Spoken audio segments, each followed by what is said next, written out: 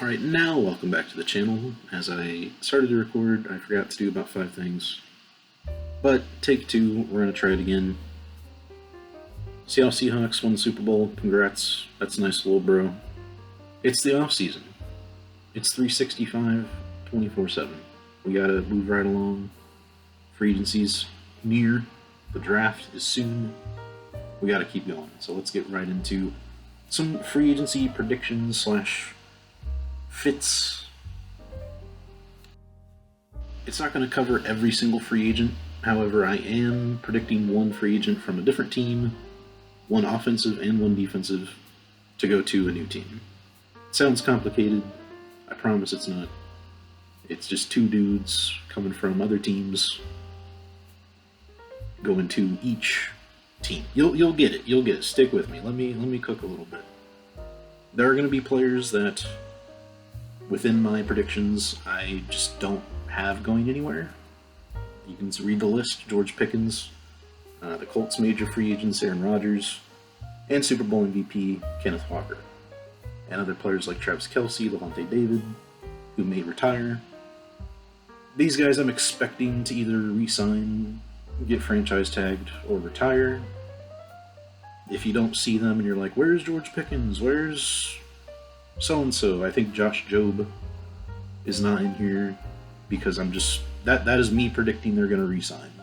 So, I'm sorry I didn't make a slide of, like, all the top players I had re-signing. I guess I could have done that. But I'll try to address it as I go through each team. And then at the bottom you see players like Tyreek, Tua, Kyler Murray. They could very well be traded or cut, but right now they're on roster, so I'm not including them either. So, let's get right into it. To the Chicago Bears. Chicago Chipmunks, maybe.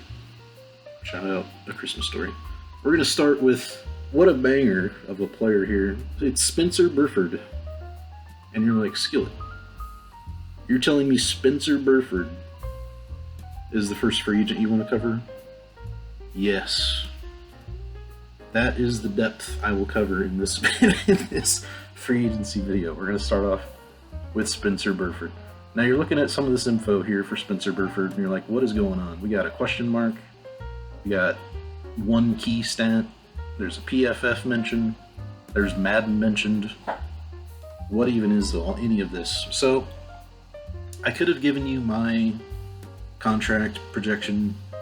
I could have just given you, I don't know, pancake blocks. I guess that would have been a kind of cool stat to include. Where do you find... do they track pancake blocks? That'd be nice to know, actually. I don't know. Let me know. My thing is, I wanted to provide at least some reference points to show, quote-unquote, how good these players actually are that are entering free agency. I know none of... I'm not saying to take any of these things as gospel, quote-unquote. Because what really does PFF tell you about a player? What really does a Madden rating arbitrarily tell you about a Madden player? And then if the projected contract from Spotrac doesn't really match up with that, you're like, okay, what do any of these points have to do with anything? They're just reference points, they're just data. If you see it and you're like, this isn't for me, I don't want this, I get it. But I'm trying to provide a reference to what this player is considered in the NFL. So, Spencer Burford, we're starting off with. This is a long time to spend on Spencer Burford, I get that. Last year, we saw Jalen Moore of the 49ers get a pretty big contract to go to the Kansas City Chiefs. I understand Spencer Burford probably isn't going to get that big of a deal. I think that was 2 years for $30 million. Especially when we're looking at a projection of 1 year for $3.5 million. The reason I think he fits with the Bears is whether they keep Braxton Jones or not, who I do have them re-signing, I think he provides good depth. You had Joe Thuney once again moving to left tackle. You had Theo Benedict, a former undrafted guy, starting at left tackle. I think a player like Spencer Burford at least gives them good depth. At least gives them an option as a potential left tackle. Maybe could play it, fill in at left guard if Joe Thuney misses time, or if he needs to slide over to left tackle. But again, that's just Spencer Burford. So at minimum, you're getting a good depth offensive lineman. I don't mind that move. Then we got Devin White coming over from the Las Vegas Raiders. And you say, Skillet, they already have 29-year-old TJ Edwards and 28-year-old Tremaine Edmonds. Surely they don't need to add yet another productive linebacker for cheap? No, why would they ever want to do that? And again, I can say he's productive, and he cannot be the best linebacker of all time. Those things can be true, but he's going to get signed. And quite honestly, if he's looking at a deal of like $3 million, he's probably just going to get re-signed by the Raiders. But that's why free agency makes things fun. We can shake things up, so we'll see about these guys. That covers my first team, the Chicago Bears. Next up, Cincinnati Bengals. Gonna give them what I believe is an upgrade. A slight upgrade according to PFF, Madden, across the board it seems. At left tackle with the Packers, Rasheed Walker. This is a player that is probably going to get a decent contract. You see the projection of above $20 million per. That could price him under being franchise tagged, if that makes sense. I don't know if this is a player that would be considered to be tagged by the Packers if they don't agree to a deal. And this would be a move that would probably result in the release of Orlando Brown for the Bengals, who's graded lower than Rasheed Walker, so it would be an upgrade. It wouldn't be a massive upgrade, and at the money you're talking about, maybe they look to just keep Orlando Brown, but number one priority has to be to protect Joe Burrow. You can't go through another season where he gets hurt, and there's talk of him wanting to retire, and there's talk of him wanting to leave. You really got to do your best to avoid that. So, to be honest, you got to get back to the playoffs is what you really need to do if you're the Cincinnati Bengals. Then for defense, Nahshon Wright. Productive season. Kind of was thrust into a starting role with injuries. Had 5 interceptions. He's bounced around the league. I think he was a Dallas Cowboys draft pick. I don't remember if he actually played or if he went anywhere else in between his stints with Dallas and Chicago, but he just kind of spawned in with Chicago this year, quite frankly, and played really well. So he's in line to get a decent deal. 3 years for $50. Seems about right to me. We'll see what kind of contract he actually ends up with. And I believe with the emergence of DJ Turner, Dax Hill is also a free agent, but I think you'll see him return. I do have Cam Taylor-Britt out there in the wild, so we'll see where he ends up going. Next is going to be the Buffalo Bills. And right off the bat, we're going to talk about another potential cap casualty, that being Dawson Knox. And because of that, enter the veteran Zach Ertz. At this point, Dawson Knox is a quite expensive player. I think it would make sense for them to be able to save some money here and bring in what I would consider to be a more reliable option, despite coming off an injury in Zach Ertz. I like Dawson Knox. I think Josh Allen likes Dawson Knox, at least when he catches the ball. I'm sure he doesn't like it as much when he doesn't catch the ball. I just think you can get similar production cheaper with Zach Ertz here behind Dalton Kincaid. And that was the thought process with that move. And then Leo Chenal, this would be a steal. This would be an absolute steal to take him from the Kansas City Chiefs for cheap. The linebackers on the Bills are not great. It's basically Terrell Bernard, and maybe you bring back Matt Milano, who's going to be 32. Maybe you bring back Shaq Thompson, who's going to be 32. And then, like, Dorian Williams. It's not a great group, and none of those guys are built like Leo Chenal, who has not really been able to be featured as a starting every down linebacker with the Chiefs because they have a good core, a good group of linebackers there.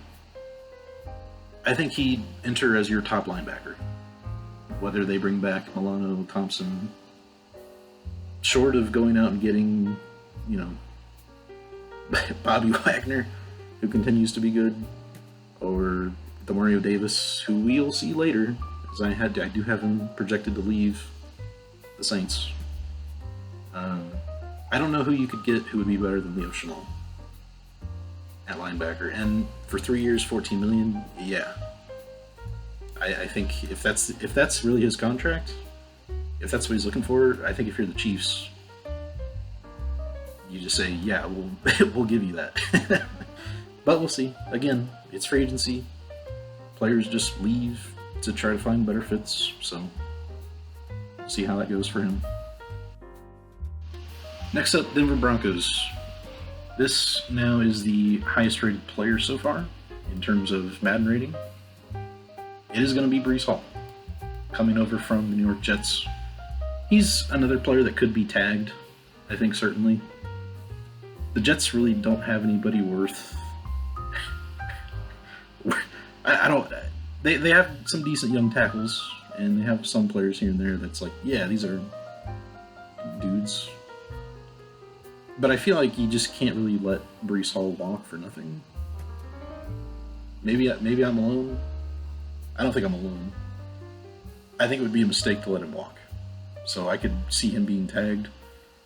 If he's not, though, and why would he sign a long-term deal with the Jets? I don't know. Especially when you can come to a potential deep playoff team. They just made it to the AFC Championship game. And help provide the element that they kind of are lacking in right now. J.K. Dobbins had a very good year going before he got hurt. R.J. Harvey didn't really have a very good year, to be honest. So looking at who you can upgrade with, Breece Hall was kind of the running back out there. So at just barely $10 million per, I think this would be a kind of a, I don't know if I want to say steal. It is a lot. Running back contracts are not quite scaled to other positions, but still $10 million plus for running back is kind of a lot. But it's Breece Hall, and I feel like that would be well worth the idea of going out and getting a running back rather than, well, let's draft another guy and pair him up with R.J. Harvey, or with bringing in someone like Brian Thomas, or keeping J.K. Dobbins or Najee Harris, some of these guys that are veterans that have had a hard time staying on the field. That's the thought process. And then Von Miller for defense coming back. He said it. He wants to come back. 1 year for $6 million, the projected contract. I feel like Denver could absorb that and have a third really good pass rush option. He had 9 sacks, kind of under the radar last year. I watched a few Commanders games, and they had Mariota playing a lot. I didn't know Von Miller had 9 sacks, and I get it. 9 sacks. He's like, well, you gotta look at his pressures. You gotta look at his pass rush win rate, and that's well and good and all as well. You should, but also he had 9 sacks. If you'd told me he had more than 3 sacks, I would have been surprised. He had 9. He can still be productive. He can still get to the quarterback as a third rotational option, despite his age, however old he is, 38. Why not? Why not bring him back? One last ride, so to speak. Why not? Next, it's the Cleveland Browns. And let me tell you, in advance, you're going to see a lot of Cleveland Browns offensive linemen going to other teams in this video. Now, the Cleveland Browns, they're bad. And they're still paying a very specific person to play, or, well, not to play, to be on the roster at quarterback. And they're still hamstrung by this particular person. For the Cleveland Browns, it's going to be a good day when they can finally get out of Deshaun Watson's contract. There's talk of him actually competing to start next year. I get if you're not sold on Shedeur Sanders. He had way more turnovers than Dylan Gabriel. I would get if you're not sold on Dylan Gabriel as well. I wasn't sold on either of them when they drafted both of them. It's just, is it a Cleveland Browns thing? I don't know. I'm spending too much time on the team and not the players they're getting, but you know what I mean. We're going to take a risk, I guess you consider it a risk, because Elijah Vera Tucker hasn't really played that many games. He is a 5-year player that's played 43 games. So this is a risk, and I don't know where he's going to play. You know, is he going to stay at guard? Is he going to flip over to left guard? Could he play tackle? This is kind of like a upgraded Tevin Jenkins, where they just brought in Tevin Jenkins and said, you're going to be our sixth offensive lineman. We don't know where you're going to play yet, but you're probably going to end up playing somewhere because of injuries, players not playing well, things like that. But I see Elijah Vera Tucker sticking somewhere. I just think he needs to go to a team where he can work his way back in. I don't know if that's the Jets. I mean, the Jets are in a similar position as the Browns, so they may opt to just re-sign him as well. It's another player where I don't think he gets tagged. I think that would be too rich to franchise tag AVT. And really, even at a 4-year deal, I would not expect teams to offer him that many years. Maybe you have to in order to win a bidding war of sorts with other teams, because he is talented, but he's just struggled to stay on the field, unfortunately, with injuries. Missed all of last season, was hurt in preseason. I don't know if it was a game or in practice, but I'd like to see him bounce back, even if it's in Cleveland. Nothing personal against Cleveland. Things that are personal against the Browns, though. The Browns have caused this, they've brought this upon themselves, is what I'm trying to say. So hopefully he gets back on track. And then Odafe Oweh, who was traded from the division rival Ravens to the Chargers midseason. Spoiler coming up for the Chargers, both Oweh and Khalil Mack going to be on the move. But Oweh, priced at nearly $20 million per year, that's a big contract. I don't know if the Chargers, even after trading for him, would be willing to fork out that kind of money. They do need edge help, but, you know, Tui Pelotu, they drafted Kyle Kennard, and they might even bring somebody else in. So Oweh makes it to the market here, goes to the Cleveland Browns for the money. I get it. From the Browns' perspective, they need someone else other than Myles Garrett to get some pressure on the quarterback. Their defense overall on paper is shaping up to be good. I mean, potentially JOK's back. I don't know. I've heard, maybe possibly career-threatening type of injuries with him, but it'd be nice for them to be able to get him back. Another pass rusher like this seems like a no-brainer if you can convince him to come. That's the biggest hurdle. Can you get a good pass rusher like Oweh to say, you know what, Myles Garrett bought in, I'm going to buy in, despite having inept decision makers at the top of the board for the Browns. Let's go to Cleveland. I don't know, but if you can, you get a pretty decent number 2 edge rusher. So we'll see. I feel like I keep saying we'll see. These are all we'll see situations, right? Odafe Oweh could easily re-sign with the Chargers. He could go back to the Ravens. I don't know. These are my predictions. We'll see, is all I can really say. Moving on to the Tampa Bay Buccaneers. Gonna let Cade Otton walk. He had his first touchdown of the season in Week 18 last year. Kind of cost himself, I think, this year as far as what his potential deal could have been. But another guy that cost himself his deal is David Njoku. Just completely overshadowed by Harold Faman. And 2-year, $20 million. I mean, sure, I'd take $20 million. But I'm not David Njoku. I feel like within 2 seasons ago, David Njoku was a top 10 tight end. I would have felt like his contract would have been much higher than this at this point. But he's getting older. This would also require him to be okay going back and playing with Baker Mayfield. You know, could that be a hurdle getting him to Tampa Bay? I suppose it could be. I don't recall him saying anything negative about Baker in the past, but you know, there was the whole Odell Beckham thing. I don't remember Njoku saying anything, so it'd be kind of cool to see them team up again, I suppose. And then Levi Onwuzurike, former Detroit Lion. This is another guy where it's like, I was kind of confused about his quote-unquote stats.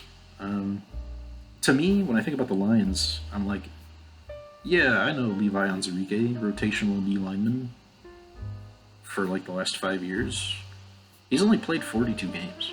And unfortunately, he's another guy that missed the entire 2025 season. This would be replacing Logan Hall as well. I don't know if I ended up having him sign with... I don't think I have him in this video. I guess I didn't make a projection on where he would go. So I guess you could say even if Logan Hall is re-signed, getting another option, Levi Onwuzurike makes sense. Did I spell his name right? Onwuzurike? Well, that's new to me. All right. Moving on. Arizona Cardinals. Here's another Browns O-lineman for you. Wyatt Teller, who's been with Cleveland for 5 years. Not quite as long as Joel Bitonio, who we'll see later. But Wyatt Teller, solid guard, provides an upgrade for you at right guard for whichever quarterback is going to play there, whether it's still Kyler or Jacoby Brissett or if they can get Daniel Jones away from the Colts or Aaron Rodgers.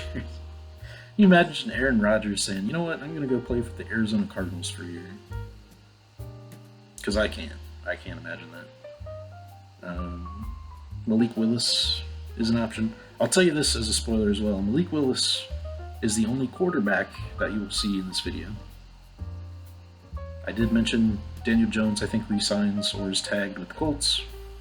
Aaron Rodgers, I think, re-signs or retires. But for the Steelers. So you're going to see Malik Willis coming up in a bit.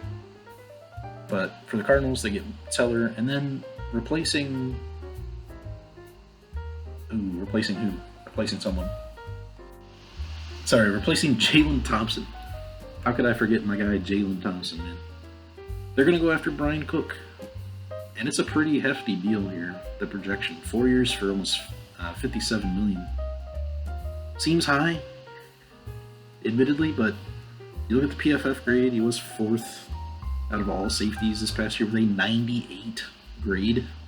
I think that's the highest graded player that I came across. And while I'm saying, don't take PFF for at face value for everything, like, oh, it's the king stat, this is all that matters. That's an awfully high grade, I will say. So I think he'll be in demand. I don't know if he'll get that kind of a contract, but to replace Jalen Thompson with Budda Baker, or maybe Budda Baker's another trade target potentially. I think these would be two good veterans to bring in for the Arizona Cardinals. Now to the Chargers. There he is. It's Joel Bitonio. How about that? Joel Bitonio, this is going to be replacing Zion Johnson, and while older, I think it's an upgrade. It's only a 1-year deal projected. This is another team like the Bengals where it's like you have to protect Justin Herbert. You have to. And I get the injuries to their tackles. It's a bummer because Rashawn Slater is awesome and Joel is awesome. But you have to prepare somehow. Even if it's like a Spencer Burford, or a depth guy that it's like he's got experience starting games. And he's at least relevant at this point. Not bringing in like Bobby Hart to play left tackle. You might as well bring in Kevin Hart to play left tackle. No offense. It's Bobby Hart though. Come on. It's 2025. It's going to be 2026 now. You can't have Bobby Hart out there protecting Justin Herbert. You just can't. But that's the tackle problem, and that's only after their tackles get hurt. The guard problem is another issue. So Joel Bitonio, you hope, can solidify that at least for a year.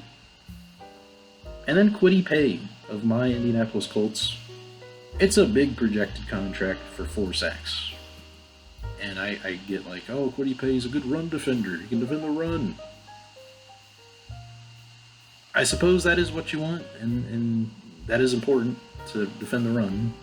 The NFL is kind of shifting back towards defending the run more than passing, because teams are running more than passing, or having trouble passing, where, you think about a team in their division, like the Kansas City Chiefs, had all kinds of problems this year, even with Patrick Mahomes. A guy like Patrick Mahomes. So you bring in Kwity Paye. I don't think he's Khalil Mack. I don't think he's even Odafe Oweh at this point. I would say, as a Colts fan, he's been kind of underwhelming, especially getting after the quarterback. Do I think he's an NFL starting caliber player, though? Yeah. So, it'd be a hefty contract, but I get the thought process for the Chargers. Letting Oweh go, I feel like, is more of a problem than Khalil Mack, just because of age. Unless you're getting Oweh only on a franchise tag. But I think for the Colts, I think it's time to let Kwity Paye go out there and look for that contract as opposed to matching it. So, thank you, Kwity. Good. We're good, Kwity. Thank you. Kansas City Chiefs gonna pick up Rachaad White for the offense, running back from the Bucks. He's become overshadowed in the backfield, primarily by Bucky Irving. They need a running back. Even if they re-sign Isaiah Pacheco, even if they re-sign, again, Kareem Hunt, and even if they re-sign my man out of Ball State, out of UCLA, by way of Ball State, Carson Steele. He's got a pet alligator. Remember that tidbit about him? If you saw that one Chiefs game that he played, where they talked about it. Even if they re-sign him with his 65 overall attributes, you need somebody that can actually play and catch football a little bit and be fast a little bit, unlike the short yardage backs that they have at this point. Pacheco just hasn't been the same for 2 years that he was. So adding Rachaad White, especially at that contract, it's not too pricey. You saw the project. You saw the projection for Breece Hall, over $10 million for the Chiefs, who are going into the offseason at $60 million over the salary cap projected. Taking the cheaper option, I think, is a better idea. And as I mentioned, you won't see Travis Kelce in this video, other than when I mentioned he's either going to re-sign with the Chiefs or retire. I don't expect any other team to sign him. I could imagine a lot, right? Like, if the Seahawks come say, hey, we'll give you $4 million for a year, Travis, why don't you come to Seattle and try to run it back with us? I could see it. You never know. Defensively, this is the only player who Spotrac did not have a projection for, and it's a weird one in Martin Emerson Jr. because he also missed all of 2025. I think he was an ascending player. I think he was on track to being paid higher than this, but I kind of looked at similar corners, values, and I also thought about, wouldn't the Browns just pay him this?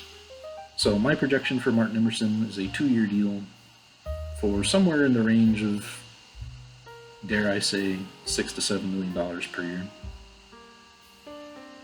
I think that would be enough that the Browns would say, we've got some other guys, we still have Denzel Ward, we'll let you go to the Chiefs.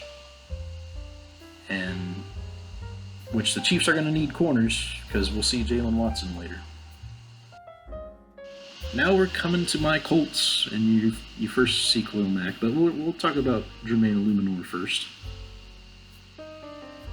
The best stability, availability, Braden Smith has lacked in that department for a couple of years, and there's multiple reasons for why that is, and I do feel for Braden Smith, if you know about his situations off the field, and sometimes you hear off the field and you're like, oh, did you get arrested? No, that's not what I'm talking about.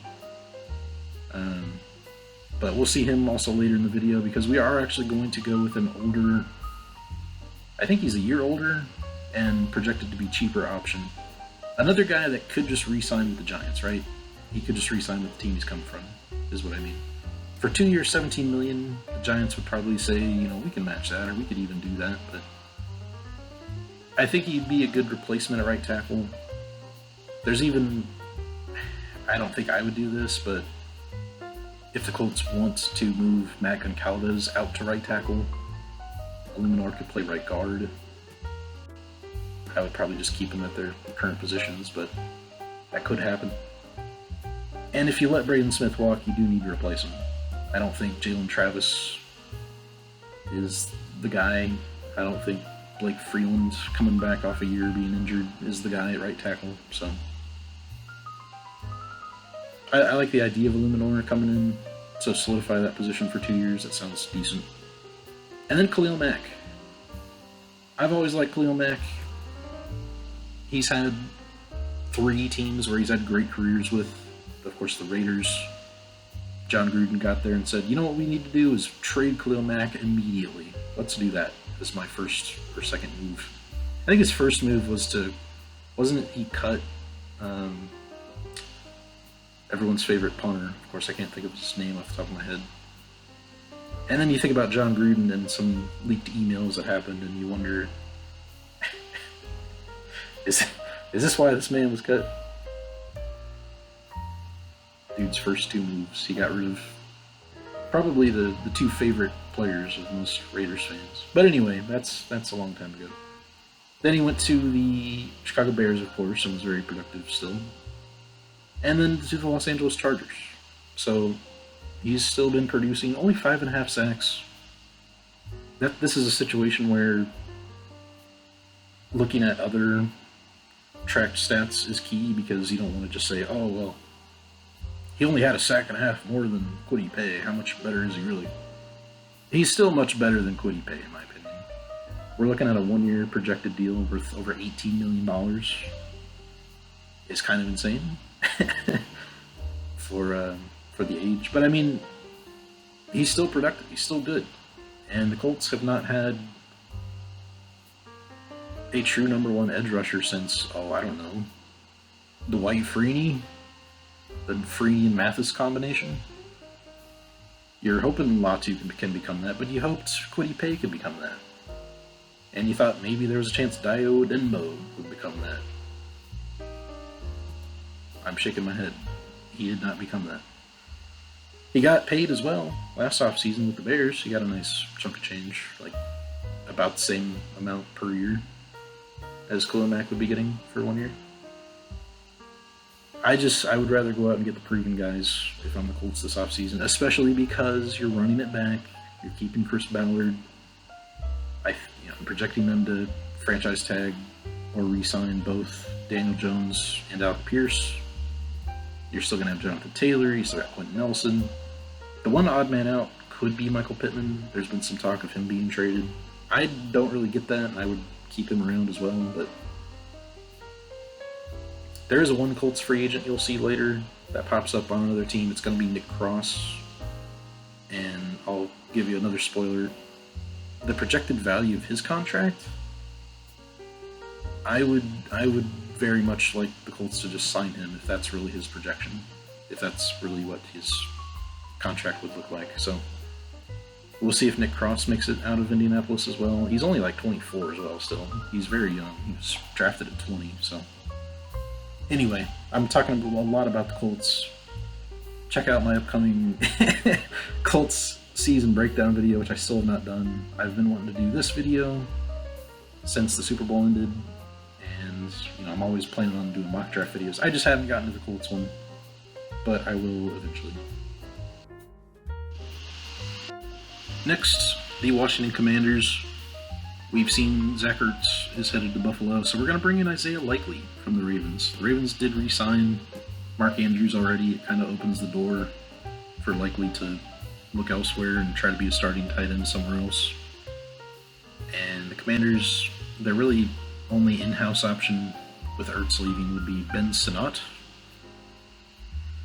who I recall liking as a prospect, but we haven't really seen much out of him to say, like, oh yeah, this for sure is going to be the guy. So a 2-year deal, about $9 million per, I think makes sense for Likely, and to the Commanders, I think is a good spot for him.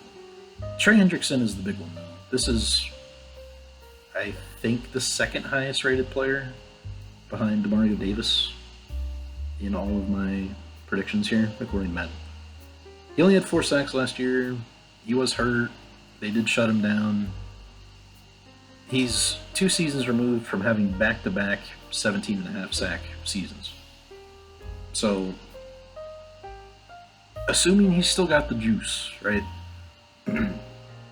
It makes all the sense in the world for him to look at a potential playoff team. I know the Commanders did not make the playoffs this past season. I mentioned earlier, Jaden Daniels had a really rough year. Between injuries, he didn't look that great when he was out there. I hope he bounces back. I hope this isn't RG3 2.0, And going out and getting a guy like Trey Hendrickson, remember they had a pair of edge rushers that were okay, that they traded both of away in Chase Young and Montez Sweat.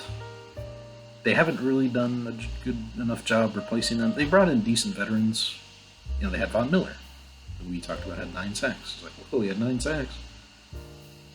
They have had guys like Dante Fowler. It's not good enough in my opinion. So they either need to make a splash like this, or they have a top 10 pick. You think about Ruben Bain if he's there, David Bailey if he's there, Arvell Reese if he's there. Getting Trey Hendrickson helps you just kind of bypass that conversation, though. That's a surefire. Even if he's not as good as he once was, that's a number 1 edge guy you can bring in and start for you today and be productive. So there's my Commanders players. Moving on to the Dallas Cowboys, we see Cam Taylor-Britt was mentioned earlier with the Bengals. But we'll start with Jonah Williams, who's okay. Once upon a time was the best offensive lineman as a rookie. At about the same overall on Madden with the Cincinnati Bengals at left tackle. He ended up missing his entire rookie year. He ended up getting shifted down to right tackle. It just didn't work out in Cincinnati. Bounced around. He's been with the Cardinals for a few years, and he's okay.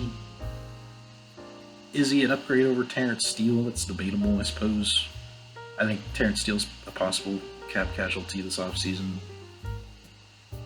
And if you can get Jonah Williams for cheaper than this, I think it's a good deal for depth purposes. If Terrence Steele just doesn't play well, if he's still on the roster, you can start Jonah Williams. If you have injuries like they had last year, again, they can insert Jonah Williams into the lineup at either tackle spot. And if Tyler Guyton were to struggle, is that an option, to replace him in the starting line? In any of those scenarios comes to pass, I think Jonah Williams would be nice to have. I just don't know if he takes if he can get that kind of money to go start somewhere. I don't know if he takes a cheaper contract to be a depth piece. I don't know. Cam Taylor-Britt, though, Dallas needs help at corner. They released Trayvon Diggs late in this past season. If Taylor-Britt makes it out of Cincinnati, I don't look at him as a potential franchise tag candidate, but I do think it's possible they could just re-sign him and Dax Hill. This would also, lessen the need of Dallas needing to draft another corner. They drafted Savon Rebel, if that's how you pronounce his name. I thought for the longest time it was Siobhan Savoon Sabathan. Shout out Destiny players. Not really. Don't shout out Destiny players. If you're a Destiny player, I'm sorry. We're gonna move on that note. I've been there, alright? I know what it's like. To the Miami Dolphins, this is a huge contract I was not expecting in the projection, but Jauan Jennings, who did have a career year with 9 touchdowns, 3 years, $68 million is a lot of money. You figure Tyreek Hill moves on. Whether they can work out a trade with his contract, I kind of doubt it. So, probably going to be waived. That will save some money for them. I would be really, really surprised to see them throw it at Jauan Jennings to this capacity. I think he's deserving of a fairly big deal, but man, this is a lot of money. This is what, 22, 23 per? Nearly 23 per? That's a lot for Jauan Jennings, man. But, productive receiver, they need somebody to go with Jalen Waddle. I can see the fit happening, I just don't know if the contract itself happens. And then Jamel Dean, third highest ranked rated corner for PFF, had 3 picks. Maybe Tampa Bay lets him go. They've paid other players in their secondary. They've got some young corners as well in Benjamin Morrison and, I'm spacing another name, but the nickel corner, Jacob Parrish, as well as Zion McCollum, bigger body guy at 6'2", so maybe they let Jamel Dean walk to not pay him. I mean, this is only like 12 mil per, but if you flip these contracts, or like found some sort of middle ground for these two guys, I think it would make more sense. But there's your Miami Dolphins' newest starters.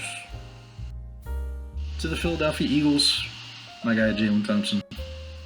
But D-Hop as well, DeAndre Hopkins. He's just kind of ring chasing a little bit at this point.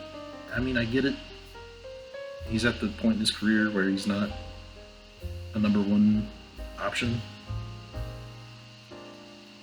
It didn't go necessarily all bad in Baltimore, but I mean, they had such a rough year overall. They had to climb out of their out of the depths to even have a shot to make the playoffs, and then comes down to the Tyler Loop field goal and he missed it. Interesting circumstances with that as well, if you care to get into that. But let's not talk about magnets or other things on this NFL free agency video. And let's just say D-Hop goes to the Eagles and maybe A.J. Brown gets traded. Now, is D-Hop enough to get A.J. Brown traded? No, but maybe D-Hop wants traded, maybe A.J. Brown wants traded regardless. So, we'll see. And then Jalen Thompson. This is going to be a Reed Blankenship replacement, as we're going to see him later in the video. And I'm sorry, Eagles fans that might be watching, that want Blankenship to stay around. I like him. I think it's a likable situation to have him and Cooper DeJean on the same defense. I can't really explain why that is. Like, why is it cool, or why, it's just funny to see 2 white secondary players out there. Let's make a trade for Riley Moss. Let's get all 3 of them on the same team. Again, I don't know what I'm talking about, but Jalen Thompson going to replace Reed Blankenship here, who I do think is an upgrade for the Eagles, and I think they're going to be limited with what they can do this offseason. So getting a veteran like D-Hop in the receiving core over, like, Jahan Dotson as your wide receiver 3. He's had some flashes, of course, but it's D-Hop. And then Jalen Thompson, a reliable, probably best safety on the roster, in fairness. I think would be 2 good moves for the Eagles. Shout out Mullet. You got a quarterback, and it's not just Michael Penix. The word is they are going to release Kirk Cousins. They are going to save some money there. You had Matt Ryan, who's in a position where he's not, the decision maker, but he's part of the team. He's part of the squad to make the decisions. Where he says they're not committing to Michael Penix. Is it entirely possible that they commit to Michael Penix and they don't bring in somebody else, and they don't draft anybody else, and they just bring in a veteran and say, Penix, when you're healthy, you're going to start? It's possible. But I've also seen them sign Kirk Cousins and then immediately draft Michael Penix. So I'm not going to put anything past this organization in particular. And I'm going to have them be the one to sign Malik Willis. I can't tell you for sure it's a huge upgrade, especially with the money involved. I mean, 2 years, $71 million is a lot of money. That is quality starting quarterback money. And we just haven't seen that high of a sample size for Malik Willis. We haven't seen him be the guy. He got some playing time in Tennessee. He's filled in pretty well for Jordan Love, but we haven't seen him play to this level. But if he's the best quarterback on the market, if Daniel Jones, Aaron Rodgers re-sign, who else is there? Joe Flacco? Russell Wilson? The trade market of Tua and Kyler? You kind of know what you got with all those guys. Malik Willis, you kind of still see there's potential there, so I could see it, man. I don't know. Maybe Mullet, let me know. I'm sure you will. Let me know what you think about the idea of bringing in Malik Willis. And then DJ Reader, I think, is a more concrete option where it's like, yeah, you need a nose tackle. This is a guy that was extremely valuable in Cincinnati with their Super Bowl run where they lost to the Rams. Was very good on that defense. Has still been okay and productive with the Lions. And at 2 years under $8 million total, that's kind of a steal at this point, even at his age. So kind of a dart throw on Malik Willis, and then a more solid pickup in DJ Reader. I kind of like it. I understand wanting to roll with Penix. The injury also provides a factor where it's like, if he can't go week one, if he misses all the offseason, how can we be certain he can go week one? I don't know. So, Mullet, other Falcons fans that might see this, let me know what you think about the idea of Malik Willis being your quarterback at that price. That's probably the biggest hang-up. If it was a 2-year deal for $20 million, yeah. But 71 is a lot more than 10 per year. The 49ers, Romeo Doubs.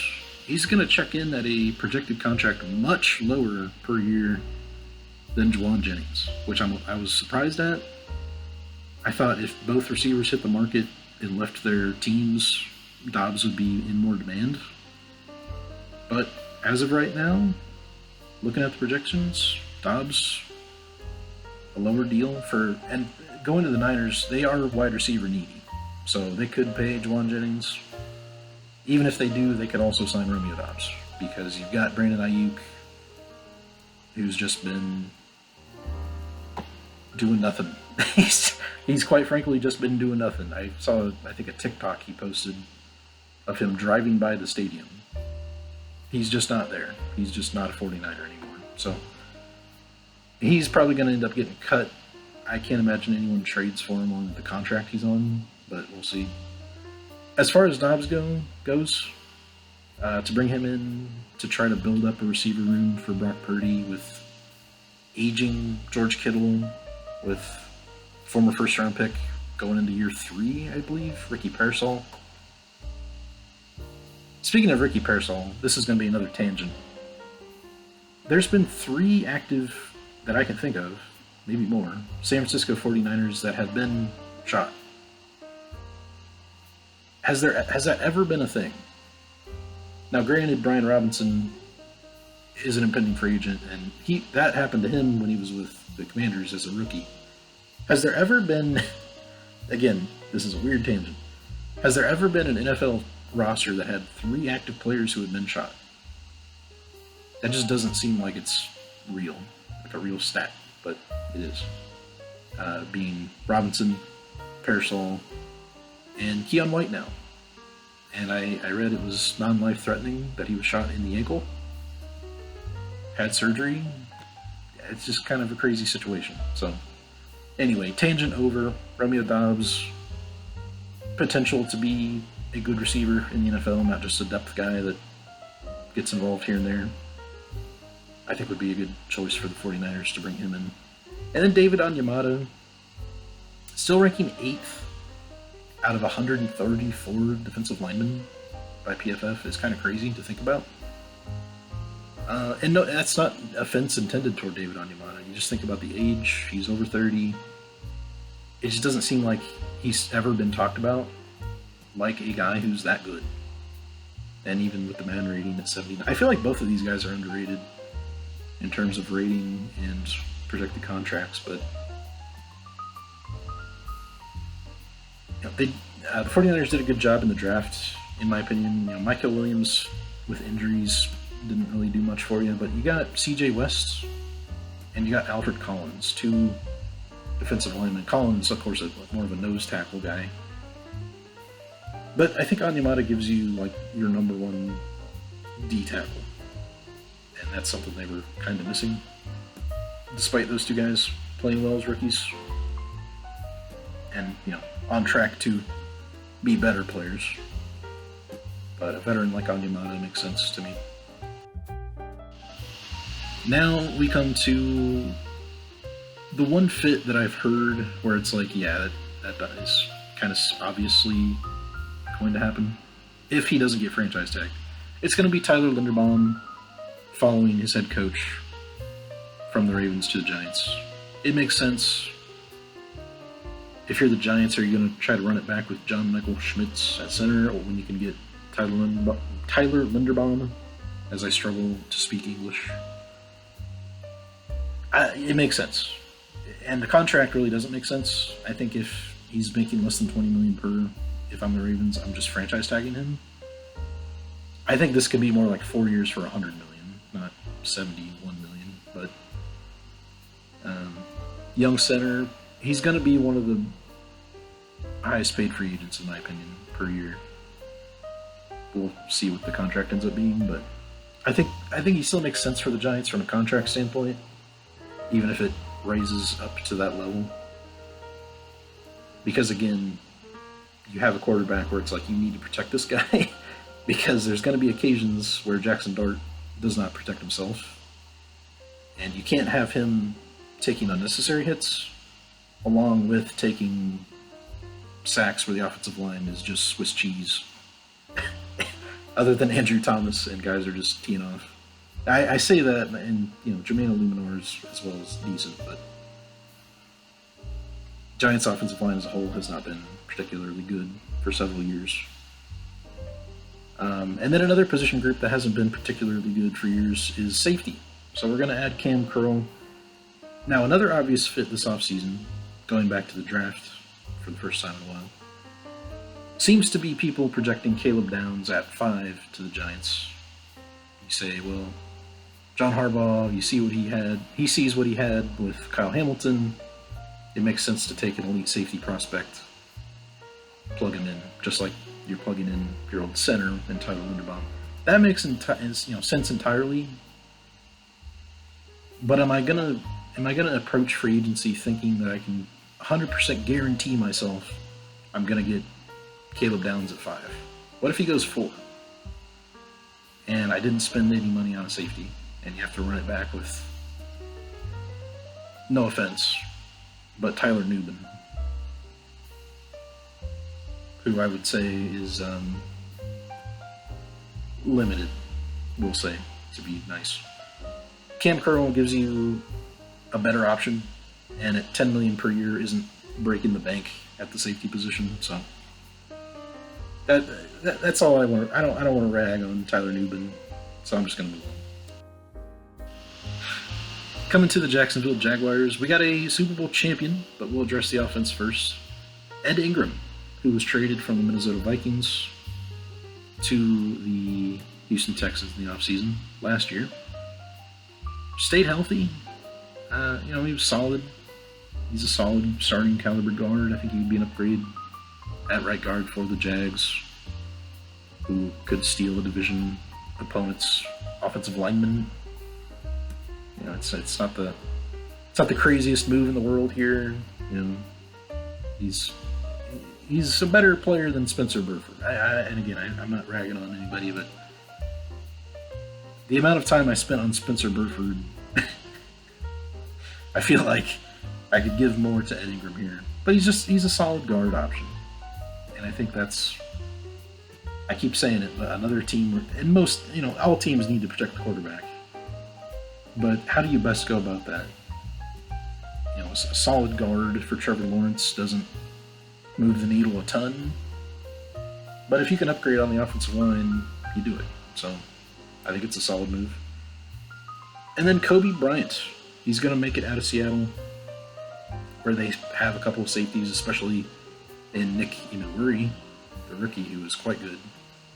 And then they still have Julian Love, so they're going to let Kobe Bryant walk here. Comes to the Jags, who've been looking for safeties for a long time. They've been trying to sign everybody. They had Darnell Savage at one point. They gave a big contract to Rashawn Jenkins. It's been a while since they've had some good safeties. So, Kobe Bryant, he hasn't necessarily been a star safety, but he's been in a very good defense that knew how to all play together when he was on the field. And he had 4 picks this year, and he's coming off a Super Bowl win. So I think you're getting a good, quote-unquote, culture guy in this move to come in and help that secondary out, where your most important player is Travis Hunter. And if Kobe Bryant can pass anything along to Travis Hunter, I think that's important to consider what kind of players you want to bring in to the locker room. To the New York Jets, who need locker room guys, as well as just guys. we're going to go with Zion Johnson from the Chargers. This is indicating that they are going to lose their starting left guard, whose name, once again, I'm blanking on. John Simpson, of course. I thought of it before I looked it up, just for reference, for information. Just so you know, I was looking it up, but I thought of his name. Anyway, Zion Johnson comes from the Chargers. He also remained healthy, and I could have sworn he played center, some at least, but he played nearly all his snaps at left guard, so he'll plug in there. Is it kind of pricey for would I almost rather have Ed Ingram than Zion Johnson? Maybe. But the starting caliber lineman. And then Nick Cross, mentioned him earlier, and I mentioned to look at the contract. 4 years, only $24 million. If I'm the Colts, I want to keep Nick Cross for 4 years, $24 million. I think he gets more than that. I think he had a much better year than being the 69th rated safety. I feel like that's kind of crazy to say he was that quote-unquote bad. But he is kind of a box safety. I don't know, man. I would think he'd get more than that, but for the Jets, it's a good move. They need safety help. They need help. They need help across the board. So two starters that can come in and just be starters, I think, is important for the Jets to be able to get out of this free agency. Now you can talk about needing to replace Quinnen Williams and Sauce Gardner, frankly. You need, and in my projections here, you're going to need to replace Breece Hall. You're going to need a lot. So these two guys are a nice start. They would be a nice start. You need to do more, obviously, and that kind of starts at the quarterback position. But Justin Fields fans, I don't think it's going to happen. I'm one of you. I'm a fan of Justin, but I don't think it's going to happen, guys. To the Detroit Lions, we've got another Cleveland Browns offensive lineman. He started the year with the Texans and then worked his way to being in Cleveland. I don't remember if that was a trade or if he was cut or what exactly happened. But he ended up in Cleveland, and the projection of 1 year for $13 million still, are we overvaluing Cam Robinson maybe a little bit? I feel like the gap between Cam Robinson and, once again, my guy Spencer Burford isn't this much, but maybe it is. But anyway, the thought process here with Cam Robinson becoming a Lion is Taylor Decker. He's talked about possibly retiring. Even if he doesn't, it'd be good to have depth. Now, 13, again, paying a guy this much money to be depth just doesn't really happen. At least not yet. Maybe it'll get to be that point as the salary cap continues to explode into the stratosphere. But from a team building standpoint, especially if Taylor Decker retires, they got to get somebody out there that can play the position. So obviously was not great according to PFF this past year, 83rd. Does not sound like a starting caliber lineman, but at least he has experience. And I think he's better than Bobby Hart. And again, no offense. Please don't come at me, Bobby. I'm not. I mean nothing personal. Nothing personal, kid. Moving on to Jalen Watson from the Chiefs. This one's, I would argue, the much more significant one. The Lions, the cornerback room has been a disaster. I mean, Amik Robertson is cool, but has been missing time. They've had Rock Ya-Sin at times being their best corner. That can't be the case in 2026. It just cannot be. So if you can't get a premier edge rusher like a Trey Hendrickson, spend the money on a corner, please. I beg, as a person that is not a rooting interest fan of the Detroit Lions per se, although I like the Lions, please do yourself a favor and get some corners. I think Jalen Watson would be a very nice upgrade over what they've had here for a few years. Terrion Arnold is not the best option either. As I said, Rock Ya-Sin was their number one corner. They had a dude out there off the street this year who was playing better than Terrion Arnold. Who was that? Was that Nick Whiteside out of Saginaw Valley? Was that who that was? I'm not sure. I'll be honest, I'm not sure. Did Ennis Rakestraw get a shot? I haven't seen him if he's played at all. I'd like to see if he gets a shot, but you got to do something. Jalen Watson makes a lot of sense. Green Bay Packers. The man, the highest rated player in this class, Demario Davis. But again, we'll start with the offense. Noah Fant. You saw what happened to the offense when Tucker Kraft went out. And granted, they also had receivers that were in and out. But Jordan Love struggled down the stretch heavily. And am I saying Noah Fant would solve those problems? No, I'm just kidding. That's exactly what I'm saying. No. Noah Fant's fine. And I say here he's like a tight end 3. He's a decent player. There's a reason he was taken in the first round. There's a reason Seattle wanted him in the Russell Wilson trade. There's a reason why Cincinnati wanted him. He's been able to stay around because he's a decent player. I think if you're the Packers and you're signing him, you're wanting him to be your tight end 2 over Luke Musgrave. He's a depth guy. He's a depth tight end. He's a pass-catching tight end. I think he gives you another option that, especially if you're losing Romeo Doubs and you're not bringing in another guy, because they have other guys. Obviously, they drafted Matthew Golden. Christian Watson's still there. They've got a decent receiver room still, and they've got a nice tight end in Tucker Kraft. So you could, especially losing Rasheed Walker to free agency, that you could argue, offensive line is more important here. They are going to have to address something on that offensive line. They paid Aaron Banks a lot of money. Maybe Elgton Jenkins, he's kind of been tossed all around the offensive line. Maybe he plays left tackle finally. That seems like what they've thought about doing for a long time, and they just haven't. So we'll see. And then getting Demario Davis, I will say this is to replace Quay Walker, who we'll see later. Much older option, obviously. Quay Walker's looking for his second deal. Demario Davis is coming in maybe on the last year of his contract, of his career, I should say, not contract.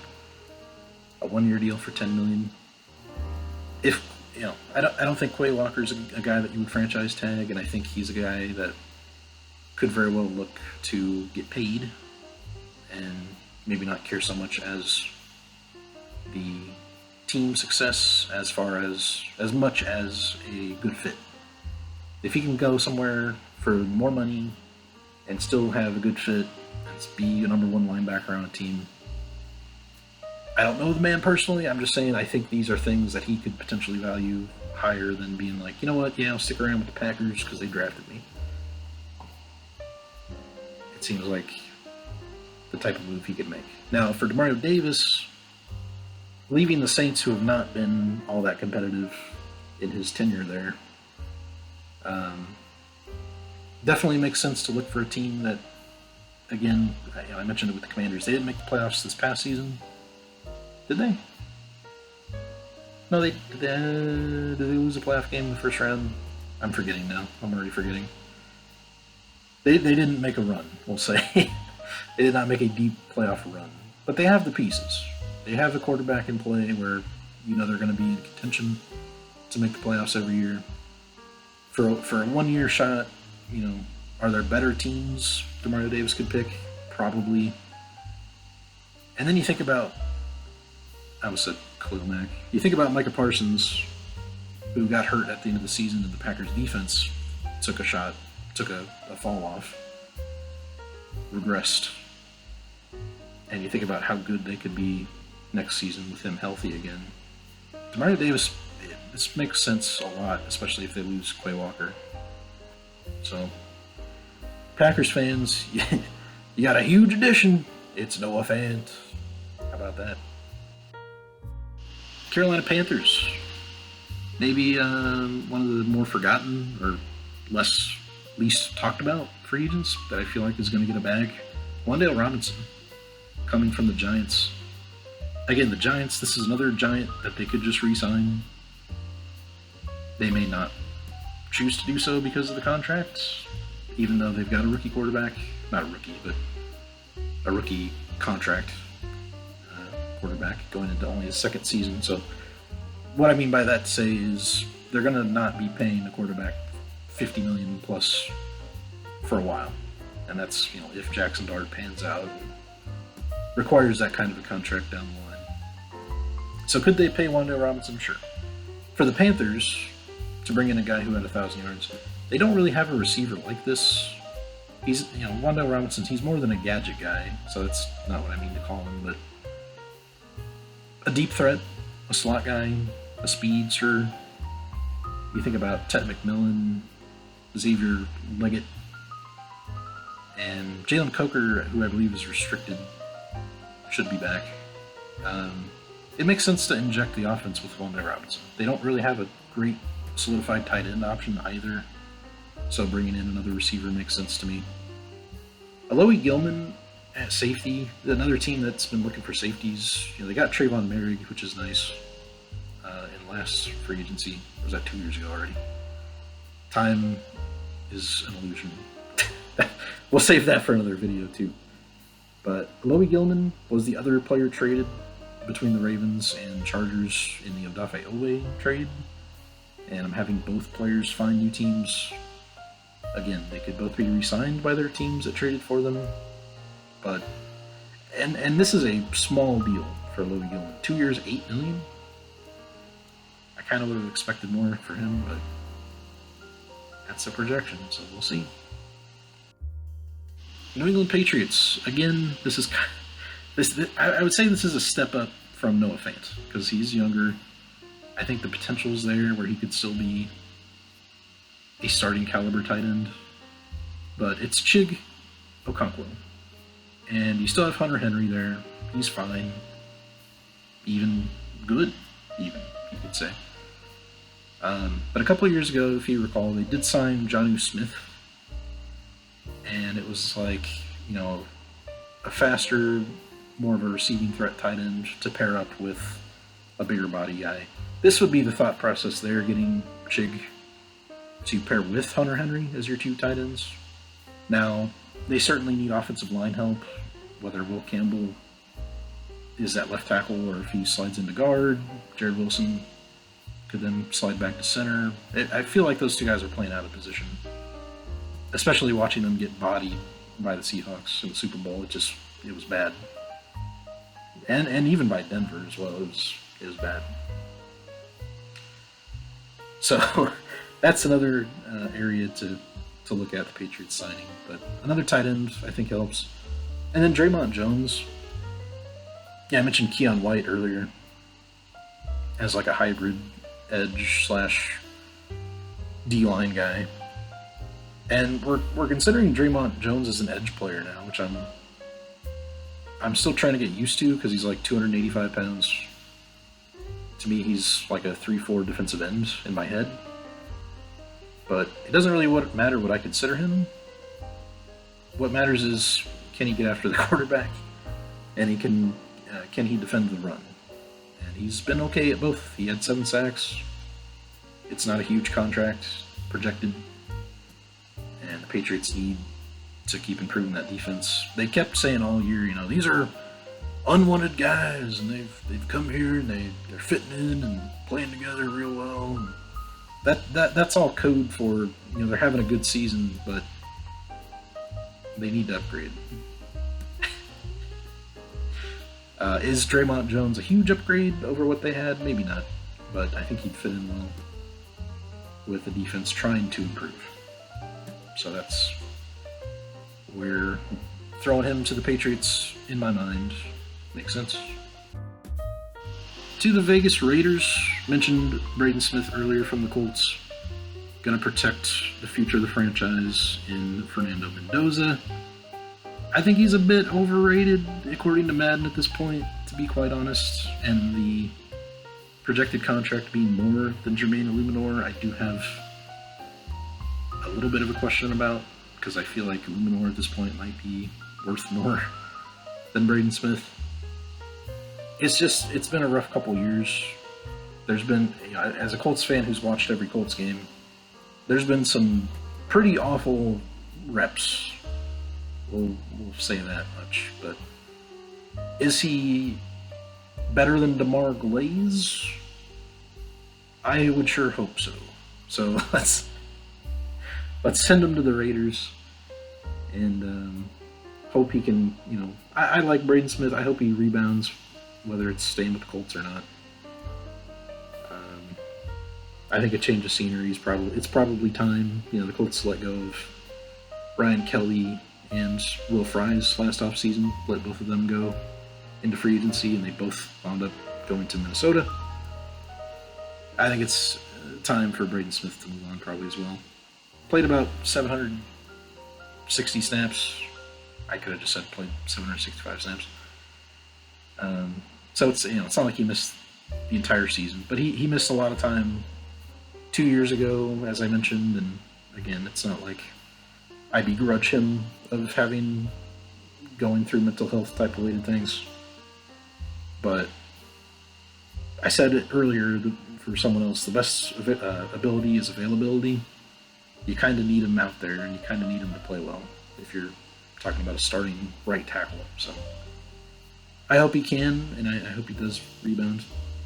But then, even a bigger one here is Devin Lloyd leaving the Jaguars. He had an awesome year. The Chiefs game, if you remember that, early in the season, where Trevor Lawrence, I think he stumbled and about fumbled and he mumbled his way into the end zone. Well, Devin Lloyd had a basically game-winning pick six in that game. And he was just awesome all year. So I completely get the contract here being over $20 million. It's a lot for a linebacker, I get that.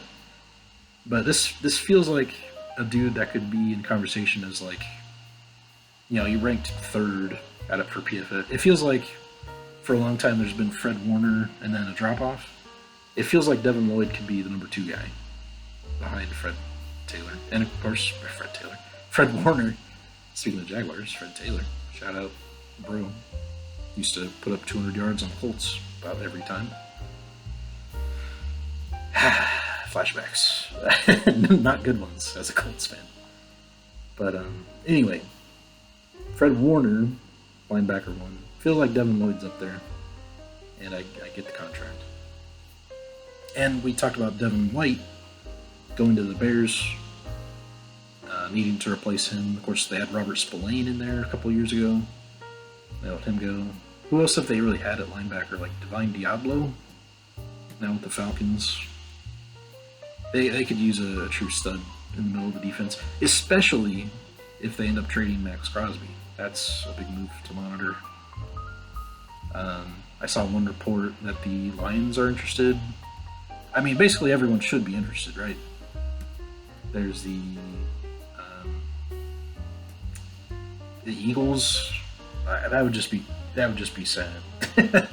I don't want to see Max Crosby get traded to the Eagles, bro. Come on. But anyway, Braden Smith, Devin Lloyd joining the Raiders. Now to the Rams.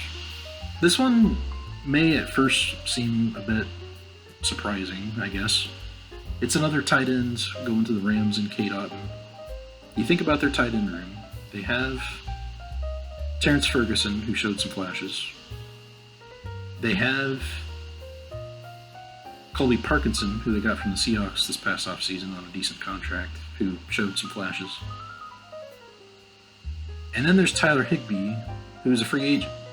So the thought here is, Tyler Higbee, we thank you for your contributions, but we're going to let you walk and bring in Cade Otton.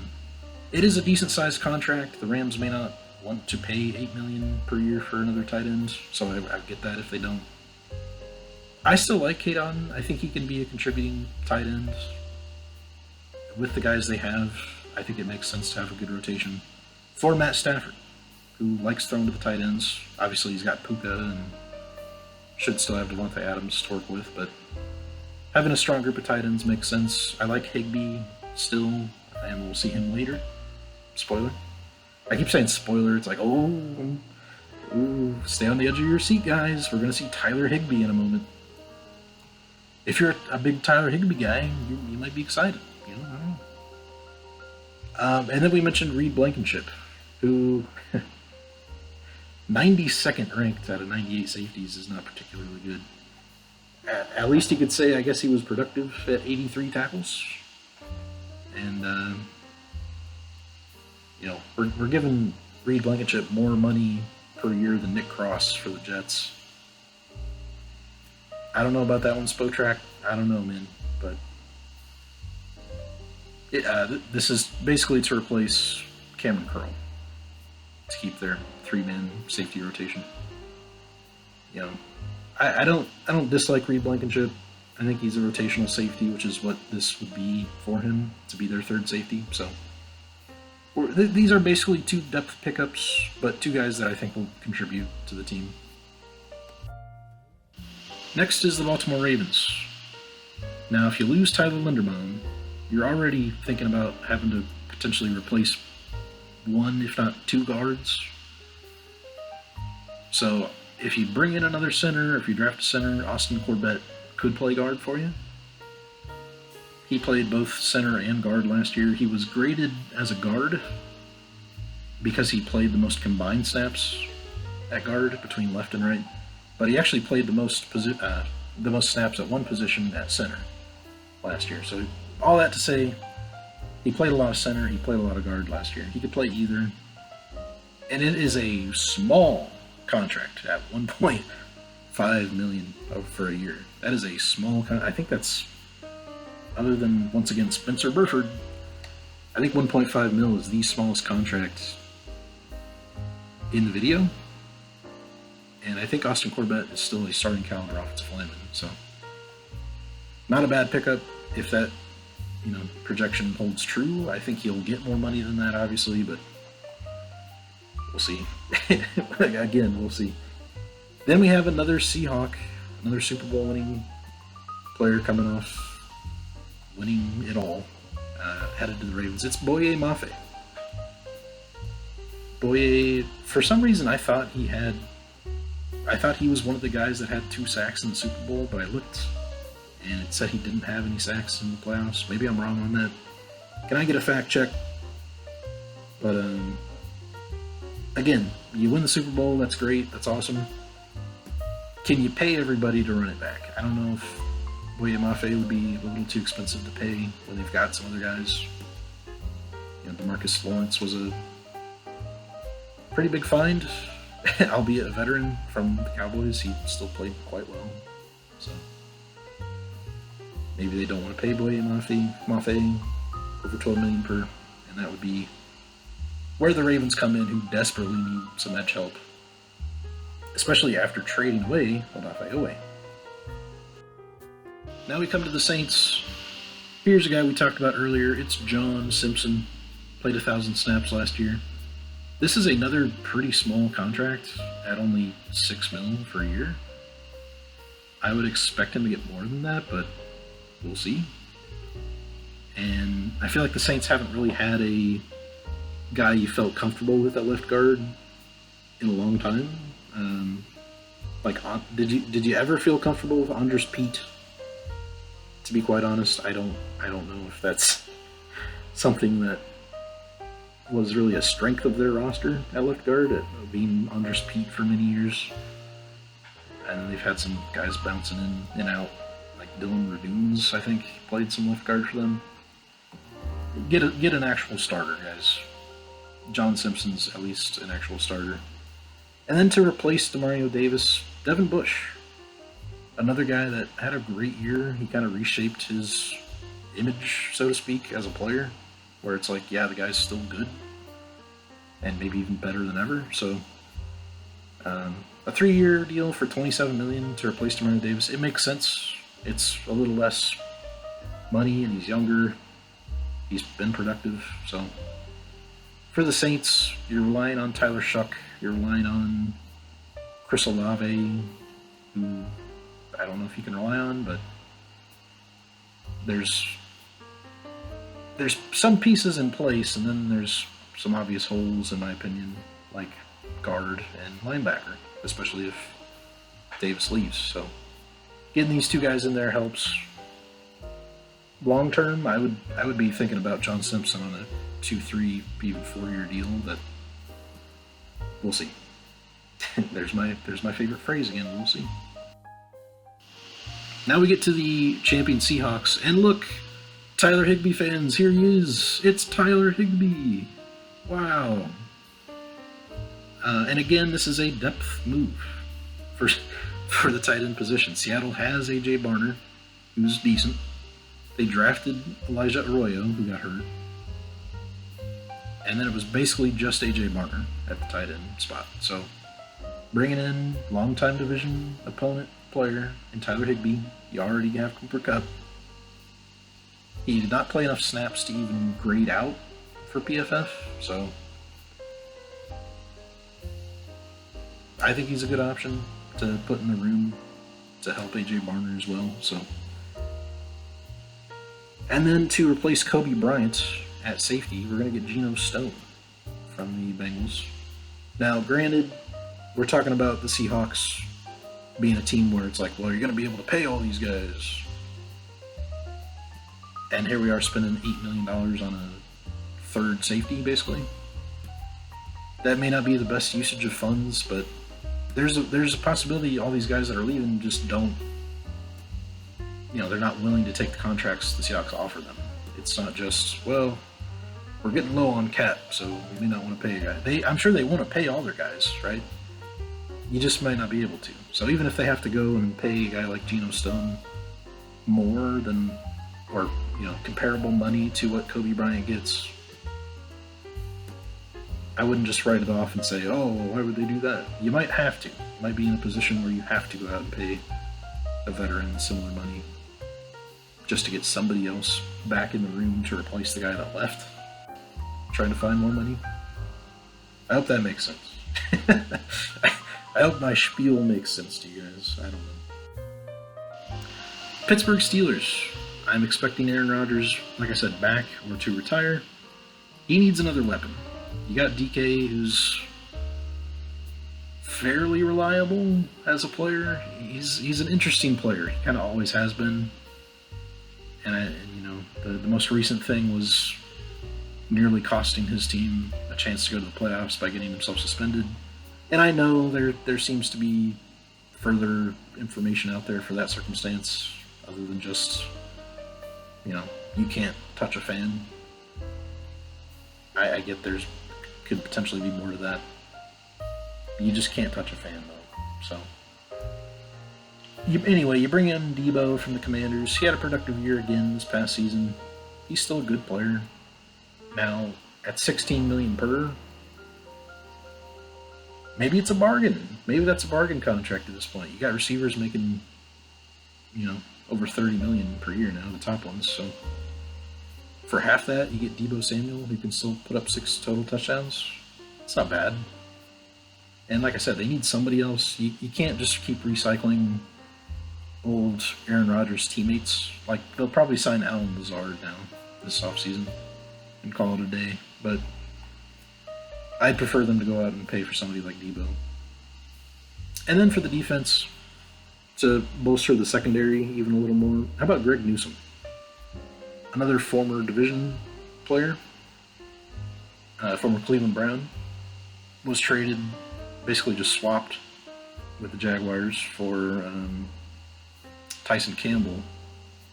But bringing him into Pittsburgh provides another option.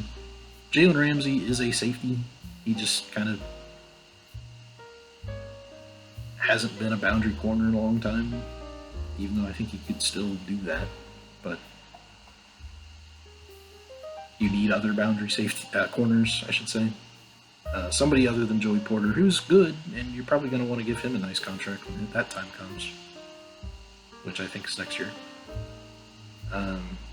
But yeah, I mean, Greg Newsome as a potential CB2 with Porter as your 1 and then a nickel, it makes sense.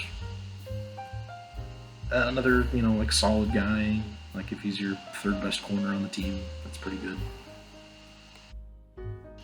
We're getting down to it.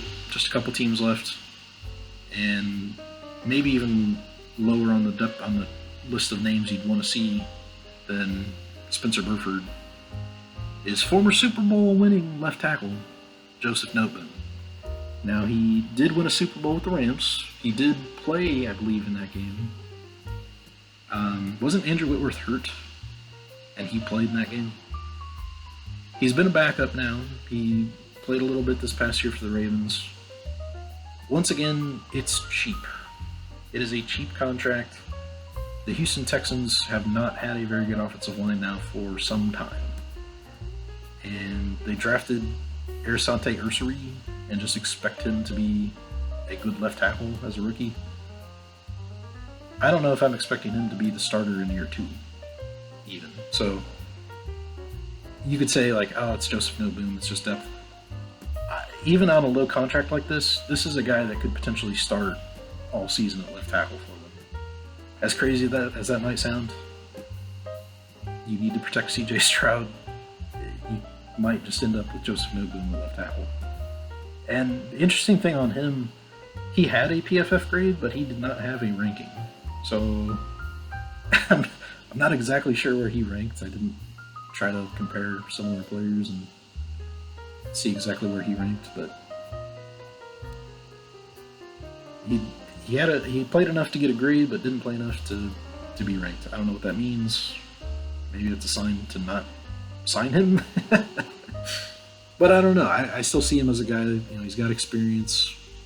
He's not a complete scrub, I don't think.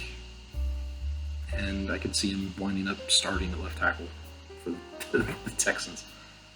Now, a guy that I would actually like if I was a Texans fan to see them sign would be Calais Campbell, who, of course, could retire. I don't think he stays with the Cardinals. I'm trying to remember, the perception of the Cardinals this past offseason was a team on the rise that could maybe compete for the division. And they just got bodied all year. Now, they had injuries. Kyler, of course, had another Kyler Murray-esque season where he got hurt a lot. Or he got hurt, and then people started making the COD jokes. Or this year it was the Battlefield jokes, actually. And then he just was shut down and didn't come back all season. So I think it's time. You got another new coach in there. It's time to not be signing 38-year-old veterans. So for the Texans, who are trying to, you know, stay relevant with C.J. Stroud and be playoff contenders, you have two of the best edge rushers in the league with Will Campbell and Danielle Hunter. A player like Danico Autry is kind of fun, and I think Calais Campbell could just be another Danico Autry at this point. They could keep both. I think, you know, Autry's a free agent as well, but they could re-sign both. Calais Campbell, he just, you know, versatile, locker room guy, man of the year winner. I believe he has won the award before. He just, again, I mentioned culture earlier, and that's kind of maybe a term that's overused or sometimes not used correctly, probably. I like the idea of just adding Calais Campbell to the team for the culture, but he's also still a good player. Still 6.5 sacks as a rotational guy, still 26th out of 134 defensive linemen according to PFF. So take all that for what it's worth. I still like Calais Campbell, and at $11 million, bring him in. Why not? It just gives you another option, and that's what I like about this signing. Really, both of those signings. Mullet, avert your eyes. I'm sorry. TFG, avert your eyes. Or maybe he'd be happy to see Quay Walker go. I don't know. We'll start with Kyle Pitts, though. The Titans, who lose Chig Okonkwo to free agency to the Patriots, they're going to give a bag to Kyle Pitts. And this was one of the very first fits that I had when I was, looking at all the players and like who could sign where and what team was going to want who. Kyle Pitts was one of the very first signings I did. And the reason I chose the Titans so quickly is Cam Ward combined with the fact that they have some receivers. They don't have like a true number one receiver. And they still have Calvin Ridley, who they're probably going to keep. I don't think you save much money by moving on from him. But they have some young guys that they drafted in this last draft in DK, who's an awesome return guy. And then Aomanor, if I'm saying his name correctly, I still haven't gotten the right pronunciation, I don't think. But is Alec Aomanor? Two young guys for Cam Ward. They brought in his college teammate as well. What was that dude's name? Who I think he played a little. I think he was on the practice squad majority of the year. But if you can go out and get I can't say dominant, because he hasn't been dominant yet. But he had over 900 yards. He had one game where he had the bulk of his touchdowns on the season. But he's ascending every year by one extra additional touchdown. He's going into year 6. If you're telling me you can get almost 1,000 yards and 6 touchdowns out of Kyle Pitts on the Titans, if I'm the Titans, I would offer him probably double that contract. 4 years, $80 million. Now, of course, the 4 year for $43 million looks nice, and you're like, yeah, we'll pay him. The Falcons would also pay that. So, he may even be a franchise tag candidate, because tight ends aren't getting paid so egregiously that the Falcons wouldn't consider it. So it might be hard for him to make it out of Atlanta, but if he does, this one, like I said, it just made sense immediately for me. So it's one that I would look for.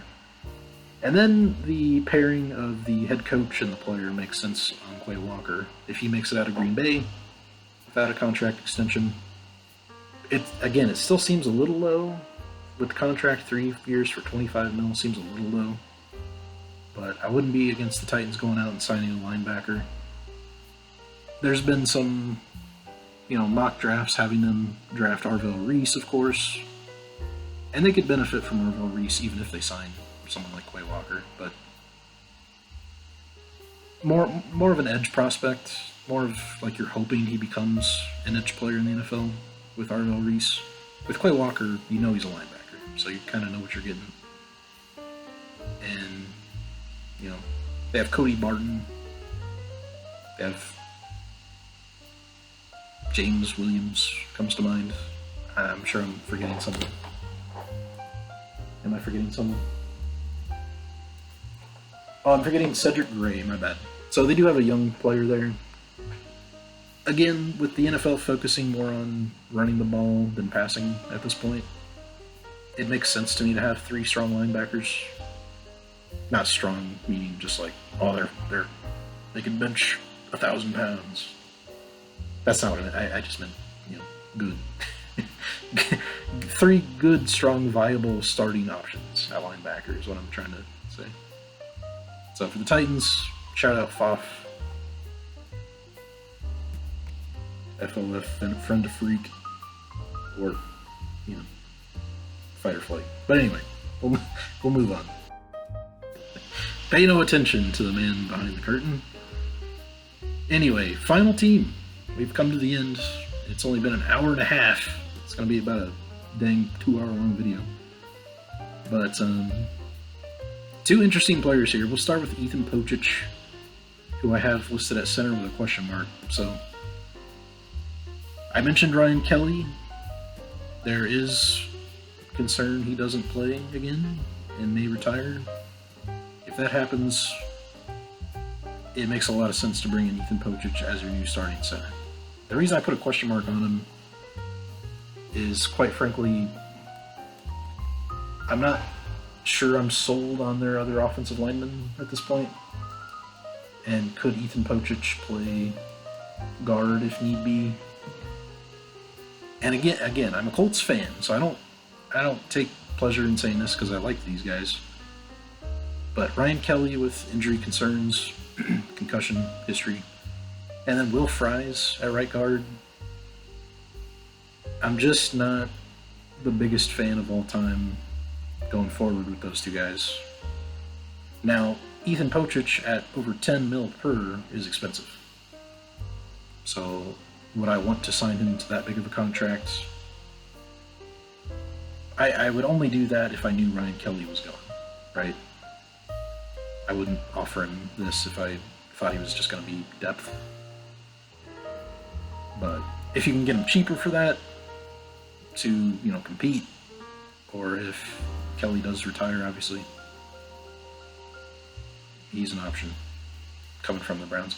Was this the 5th or 6th Cleveland Browns offensive lineman moving elsewhere? I think maybe they're just the 5th, but you'd think with all these Browns guys they'd be good. All these, they had 5 all linemen, they had David Njoku in there, Devin Bush in there. You'd think the Browns would be good. And the final player, though, on the board for this free agency prediction video is going to be Tariq Woolen. And this contract kind of baffled me. I know he had, ups and kind of noticeable downs throughout the season and in the playoffs, but a year for $8 million? I think there's about 30 teams that would give him that. Don't you think? Tariq Woolen, 1 year for $8 million seems kind of egregiously low. He may not be a true number 1 corner, and again, we get to the end here, and I can say that the Seahawks, I do have keeping Josh Jobe over Tariq Woolen, so. But if I'm the Seahawks and all Tariq Woolen wants is a year for $8 million, like a prove-it deal, I would do that. And I think most teams would offer him this. The Vikings, can they be a playoff contending team with J.J. McCarthy? Will they look to try to get a veteran at quarterback this offseason? I think they will. But would that cause free agents to not want to go there? Potentially. I do think, I've been saying Woolen, this is a small contract. If they come at him with like a 4-year deal worth about $13 million per, and it's like 4 years for $50 million, I think he would. That could maybe be the max deal he gets offered, which would make more sense going to the Vikings this way. But yeah, that was an intriguing one, and again, it was like a fit that I found pretty quickly. Where if you're the Vikings, you've got Byron Murphy, Isaiah Rodgers, not much else at corner. and the retirement of Harrison Smith and some other team leaders, CJ Ham. Shout out to CJ Ham, as a modern day fullback, has been through a lot. And you're losing some key players on this team. Tariq Woolen makes really all the sense in the world, especially on a prove-it deal. So, anyway, we finally reached the end. I feel like that kind of flew by. I know I'm sure I rambled a lot. And even as I'm looking at this, I kind of forgot I had Trinidad Chambliss pictured in this little collage here at the end. Trinidad Chambliss was, by a judge, granted a 6th, or whatever it is, I think 6th season of eligibility for Ole Miss. It could still be rescinded. He may still end up in this draft yet, so I'm not going to feel too bad about having his picture in there. I do feel a little bad about having tiny Kyler Murray's face there. I do kind of feel bad for that one, but he's not that small. Come on now. But yeah, that's the video. Thanks for watching. Some upcoming NFL dates for the offseason to remember.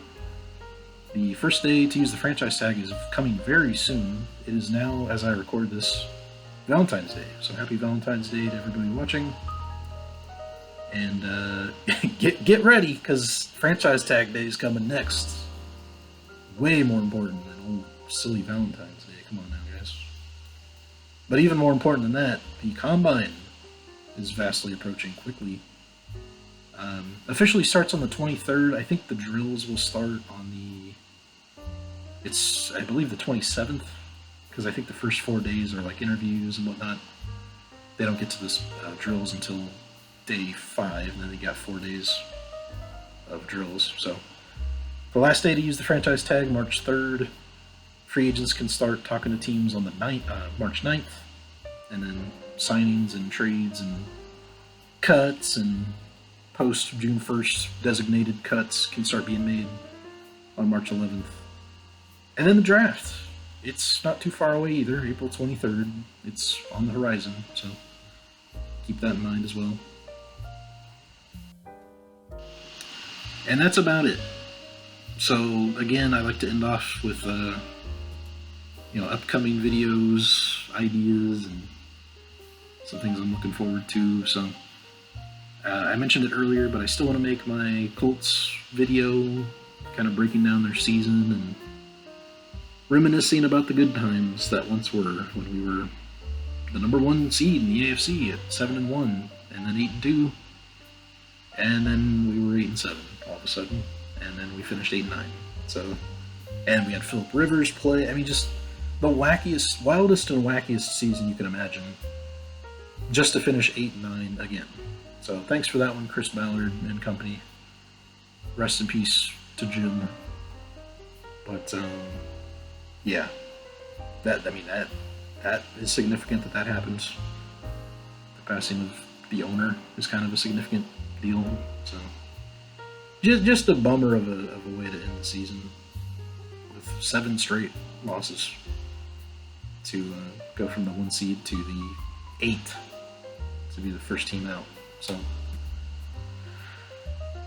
anyway, I'll get to that video and look at player ratings, and maybe the offseason will already be ongoing, and I can talk about players that have signed elsewhere and guys that we brought in, and talk about the outlook for next season. We'll see. I do want to do at least 2 more mock draft videos before the draft, and one will be post-combine, one will be draft week, and I might sneak a 3rd one in there if I have time. It would also be post-combine, I think, just because I don't think I'm going to get to one before the combine. We'll see. We'll see when it happens. Every year I also talk about potentially doing a joint mock draft with my friend Mullet. We've yet to do a video with that idea. We've done some just between the 2 of us, but we have yet to make a video. So I still think that would be a fun idea. We could post it on both our channels, potentially, if he wants to do that. but that's just something we got to work out between ourselves. And other than football, I love my Pacers, but we've been winning an awful lot of games lately, and I don't know if I love that so much after potentially trading our top 4 pick for Zubats, excuse me. Like a bot. Zubats. So a Pacers video as a sequel to my previous Pacers video. We're still bad. We're still in play to get a top pick. But we absolutely have to get a top 4 pick, or else that trade was bad. Now, granted, I would prefer to have a top 2 pick, with the 2 players you see pictured there being Debansa and Peterson. But, we'll see how that goes. And other NBA-related videos I could make. I could do an early mock draft video featuring those 2 guys and players like Cam Boozer. Was it Nate? Is it Nate Wilson from Tennessee, if I'm getting that name right? I'm not as knowledgeable about college basketball as I am football, so I don't. I've done a NBA mock draft video for this past draft, and it was fairly decent. I had a lot more picks correct in that one than I usually do for NFL, actually. So we'll see. And then other things that I could still post on the channel. I keep talking about doing more streams, and I did upload my Super Bowl simulation before Super Bowl weekends, and if you want to see the craziest game of all time, go watch that simulation, as well as listening to me be a complete schizo nutcase commentator the entire time. It was it's a pretty entertaining watch, if I do say so myself. So enjoy that one. I've been saying for like 2 years I'm going to get back to SpongeBob Cosmic Shake, and then there's a Patrick Star game that's out, and there's a Clash of the Titans game with King Neptune versus the Flying Dutchman as a game. I don't know if I'm going to get to all of those, but I should at least play through Cosmic Shake. I started it on the channel. We'll see. Some other things of note: Star Wars had a Mando trailer. It sure did, and people did not like that one. And I'm seeing all these AI Star Wars videos, and this is a whole other unrelated topic to go off on a tangent here at the end of the video, but I understand the hate of AI, but in this particular case with Star Wars, Disney's already telling you they are going to do AI, right? So if you're a person that hates AI and you're like, well, these creators that are making Star Wars AI stuff, they suck and they're AI slop, and keep that same energy when Disney's putting AI slop on Disney Plus. Alright, that's all I'm going to say about AI, because I don't want to get into AI here at the end of the football video, but Kathleen Kennedy is gone, and Bob Iger is going to be gone. Is that actually good for Star Wars? I don't know what's going to happen with Star Wars. I'm curious with Dave Filoni's leadership if things will actually improve overall. The Mando and Grogu trailer, the reaction to that tells me we got a long way to go, and that movie's not going to help. So we'll see. And again, I gotta bring it back to Uma Musume, man. I finally got. Everybody, please give me a round of applause. I finally got Tokai Teo. Thank you.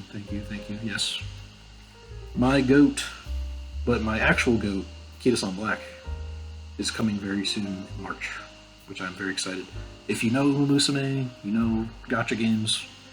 I have 41,000 carats saved. I have not been gacha-ing much for a while. And you're like, oh, Kitasan Black support card, right? No, my guy, no. Support cards, we borrow those, okay? You think I have even a single copy of the Kitasan Black support card? No, I do not.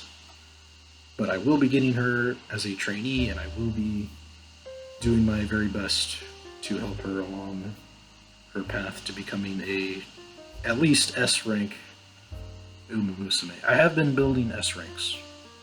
I'm no longer in A plus. I'm sorry, I'm saying S. I have been building A plus. I am in A plus jail.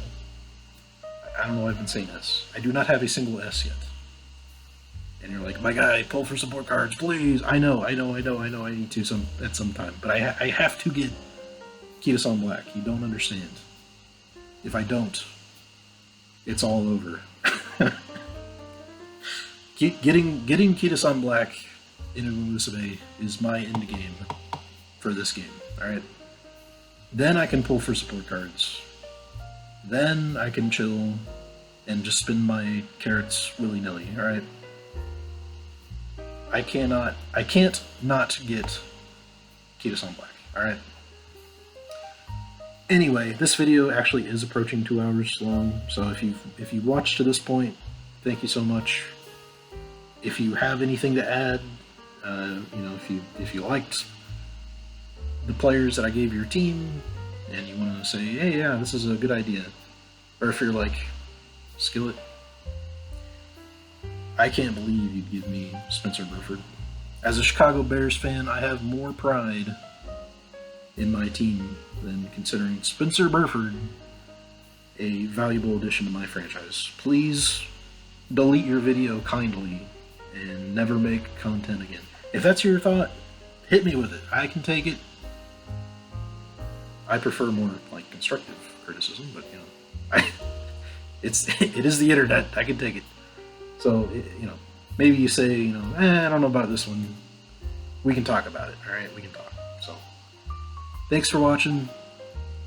I will hope to see you in the next video, which again will probably be it'll either be my Colts breakdown or a mock draft, depending on what I get to next. And I didn't even mention, I don't think, but the QB ranking / tier list as well. I do want to update that video as well, so. Lots to come, and we'll just kind of see how frequently I can get videos done. So, thanks for watching. See you in the next one. Godspeed.